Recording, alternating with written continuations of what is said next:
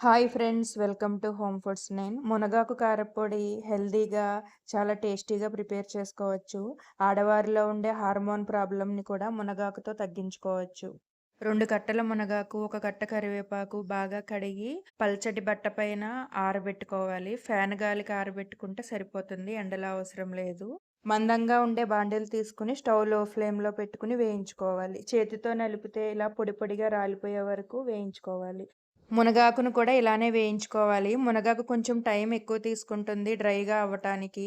ఇవి వేగేటప్పుడు కొద్దిగా తేమగా అనిపిస్తాయి. మునగాకు, కరివేపాకు కూడా. స్టవ్ ఖచ్చితంగా లో ఫ్లేమ్ లోనే ఉండాలి. ఇలా కలుపుతూనే ఉండాలి. లేదంటే చాలా తొందరగా మాడిపోతాయి. మునగాకు, కరివేపాకు కలిపి చేసుకోవడం వల్ల టేస్ట్ చాలా బాగా వస్తుంది.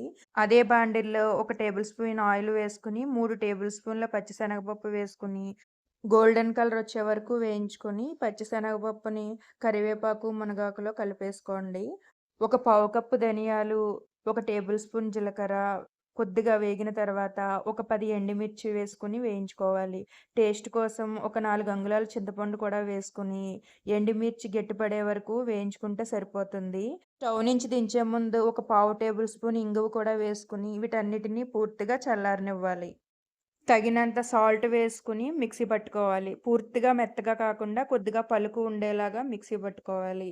ఇలా మిక్సీ పట్టుకున్న తర్వాత ఒక 7, 8 వెల్లుల్లి రెబ్బలు వేసుకుని పూర్తిగా మెత్తగా కాకుండా మధ్య మధ్యలో ఆగుతూ ఇలా పొడి పొడిగా గ్రైండ్ చేసుకున్నారంటే టేస్ట్ చాలా బావుంటుంది.